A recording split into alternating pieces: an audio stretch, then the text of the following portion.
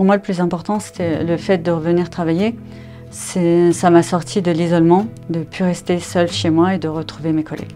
Je suis en incapacité de conduire actuellement, donc c'est vraiment une chance de pouvoir bénéficier d'un taxi pour mes allers-retours entre chez moi et mon travail.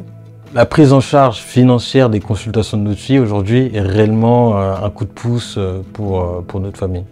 Chez Baxter, nous sommes engagés sur le sujet du handicap depuis 2018 et donc nous menons régulièrement des actions de sensibilisation et de communication pour dédramatiser le sujet.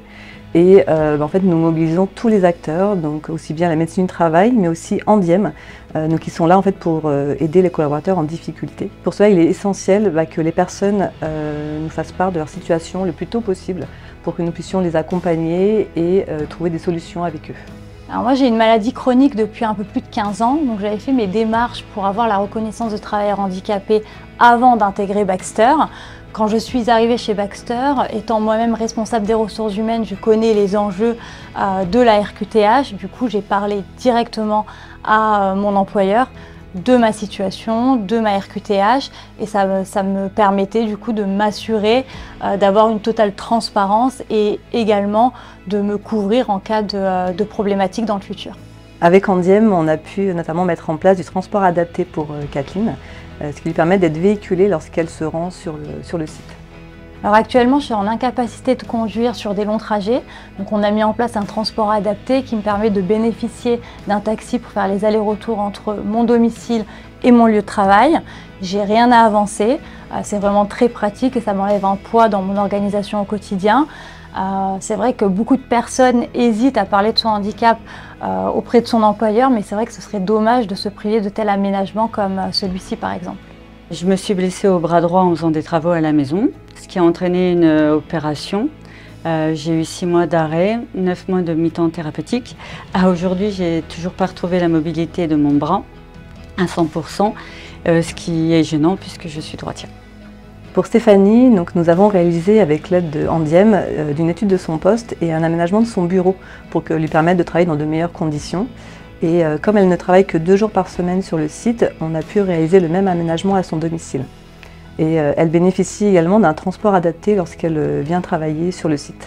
À la fin des 6 mois d'arrêt, j'ai vu le médecin du travail qui m'a conseillé de faire reconnaître mon handicap. Elle m'a aidé à faire le dossier. Et ensuite, j'en ai parlé à Sandrine qui a repris le relais. Après 2 ans de télétravail à 100%, le fait de revenir au niveau moral, ça m'a fait beaucoup de bien. Ce qui est dur, c'est de rester chez soi pendant 2 ans, de voir personne.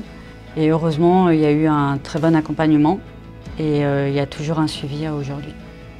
Je ne suis pas en situation de handicap, c'est ma fille qui a des troubles de l'apprentissage et une dysexécutie qui fait qu'on a fait appel à plusieurs experts.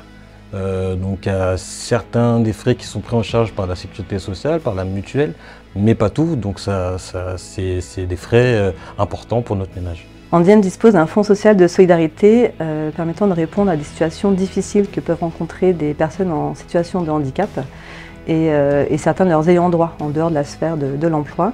Donc on a pu mobiliser ce fonds pour Idriss. Et donc ce fonds social de solidarité peut également être mis en place pour des aidants familiaux de personnes handicapées. Du coup, ma fille, elle a pas mal de consultations qui sont hebdomadaires. Donc c'est quand même pas mal de frais qui sont dépensés chaque mois. On voyait déjà effectivement les progrès de notre fille. Et là, effectivement, le fait que le Fonds de solidarité ait pris le relais sur pas mal de choses, ça nous a soulagés et ça nous conforte dans le fait qu'on va continuer les dispositifs qu'on met en place sur notre fille. Toutes ces actions concrètes contribuent à ancrer la culture du handicap dans l'entreprise. Donc pour cela, il faut continuer à expliquer les choses et à communiquer régulièrement pour rassurer les collaborateurs. C'est vrai que beaucoup d'entre eux craignent le regard porté sur eux ou imaginent qu'ils vont être bloqués dans leur carrière. Donc c'est vrai que le message que l'on veut faire passer, c'est venez nous voir, n'ayez pas peur, osez en parler. Avec Andiem, nous disposons d'aides techniques, matérielles, humaines et financières pour vous aider et continuer à avancer ensemble.